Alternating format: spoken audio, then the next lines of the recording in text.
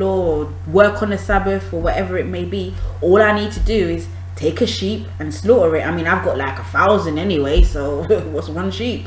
What's one sheep not, losing? I've got 1,000 more back there.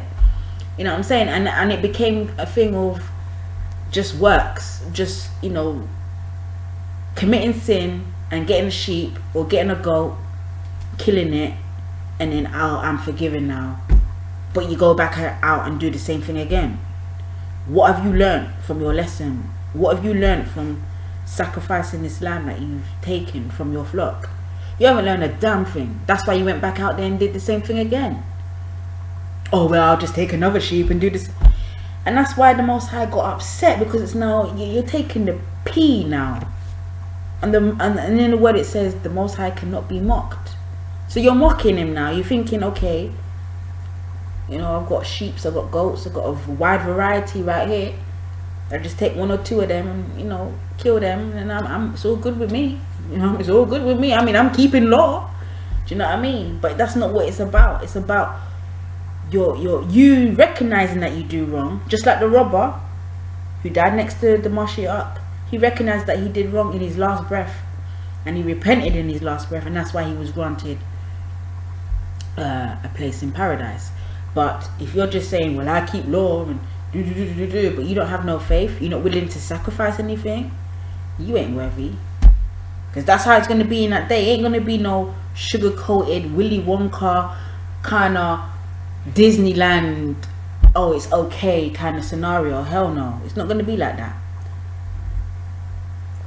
It's going to be serious.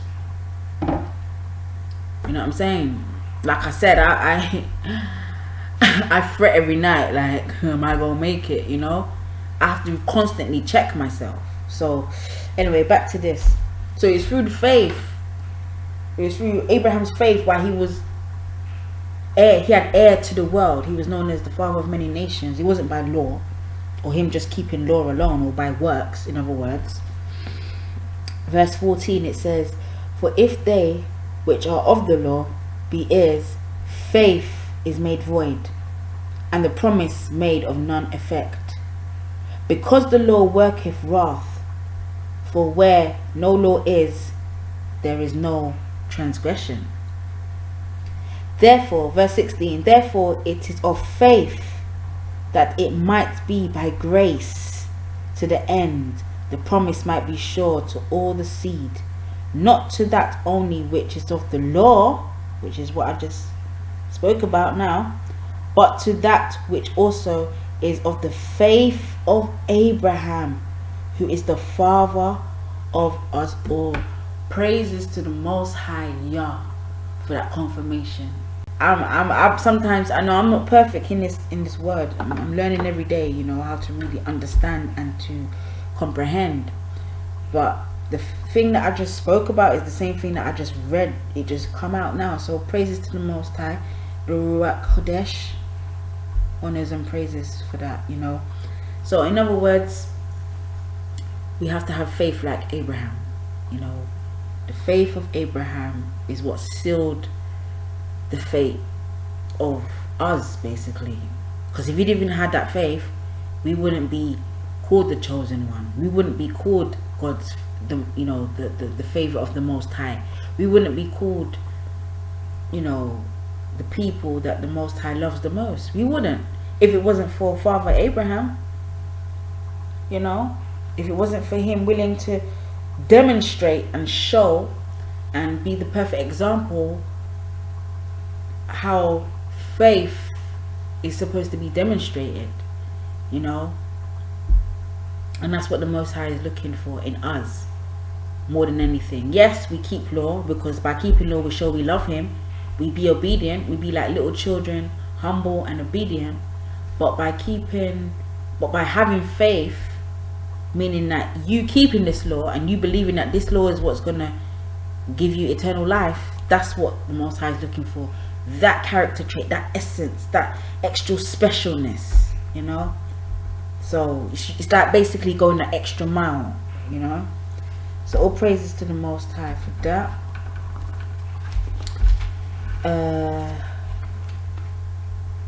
Now Another scripture I'm going to bring out.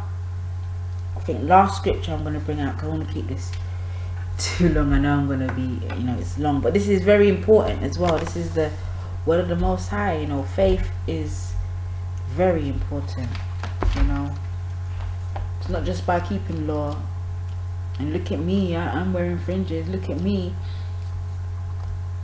You're not meant to go around parading and telling people, look what I'm doing. You understand? Just like in the word, I can't remember exactly where it is. I'm paraphrasing, so forgive me. It says that when you speak with your father, or when you're going out to pray, or when you're praying, you shouldn't tell the whole world you're praying. It's between you and the Father. You don't tell, oh, I'm just gonna go to pray now. Look at me, I'm holy. I'm doing the law. I'm doing the right thing. I'm obedient. Who are you fooling? Come on.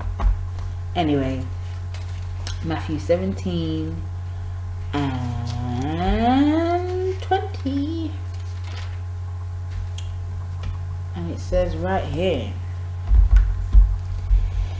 It says, Matthew 17 and 20, it says, and Mashiach said unto them, because of your unbelief, for verily I say unto you, if ye have faith as a grain of mustard,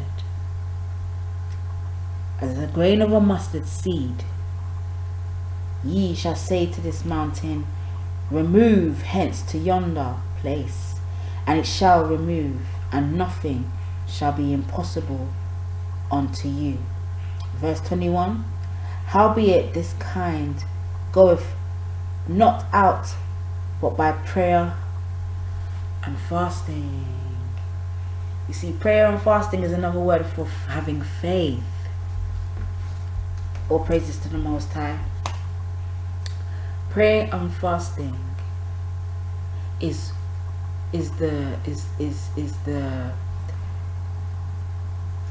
basically the fuel added to your faith. That's going to really propel you to another level with the Most High.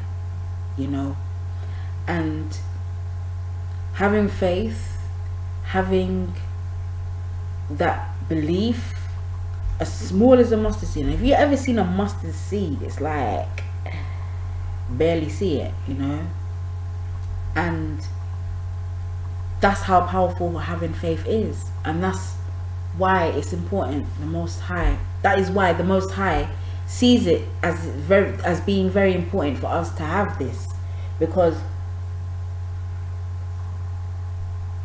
it's faith that's going to save us from ourselves, because we are our own worst enemy.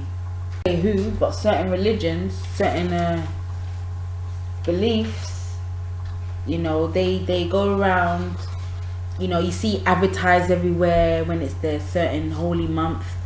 Oh, I'm fasting, like they brag and boast and advertise it like it's something to be, I want the whole world to see what I'm doing. I'm fasting. And these people and they get so jealous when we don't celebrate that. You know what I'm saying? That's not part of our our culture.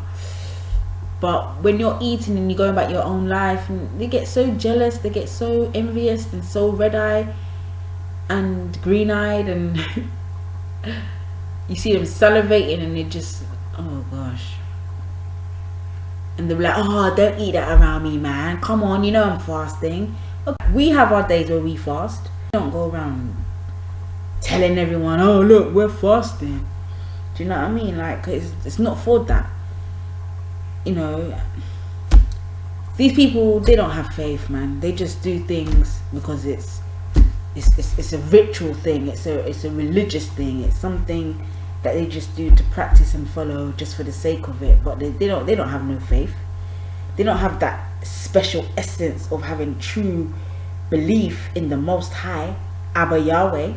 They don't have that. They just go by works, go by, oh, I do this, and they advertise themselves and they let the whole world know, and go away. You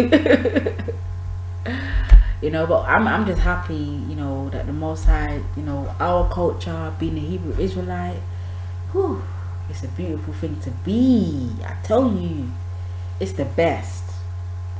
It is really the best. And that's why in that time, you know, as the brothers would say, we got next. Yeah, we have got next. And not only do we have next, we have forever. See, it's not going to be like a couple centuries or half a millennium with all the shit. Nah. It's going to be forever. Okay? So,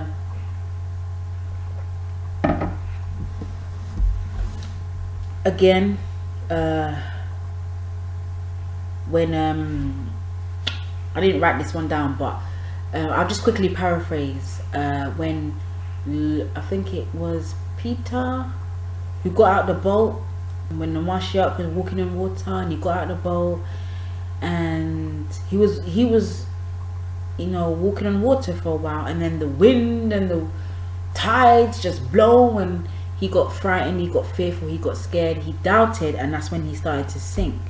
And that in itself is like metaphorical as well, about what I was just talking about earlier, that no matter what's going on around us, we have to keep our eye on the prize, stay focused, have that faith, that knowing that nothing's going to shake me, nothing's going to move me, nothing's going to change me or deter me from going towards that aim. And that aim is salvation, getting eternal life, you know, following the word of the Most High, doing the right thing that we're supposed to do, that we've been commanded to do. Forget everything else around us, because it's all a distraction. It's been designed that way for a reason. You know what I'm saying? But just keep your eye on the prize, and you will come up on top. We will come up on top, and we are going to come up on top anyway, because I have faith that the prophecies that are written in this book are going to come to pass. A lot of them have come to pass already. There's still a few more to go. You know, we're at the time of you know, a real turning point in this time of day, you know, in this era. And it's very, very important that, you know, we start as a people to take this seriously. You know, it's something that we can't really take lightly anymore. It's not something that, oh, I'm a Hebrew and, you know, yeah. You know, it's serious now. It's real serious, and the battle is on, and you got to be on point. You know, no time to slack, no time to kick back. And even in the kingdom, we still have to work.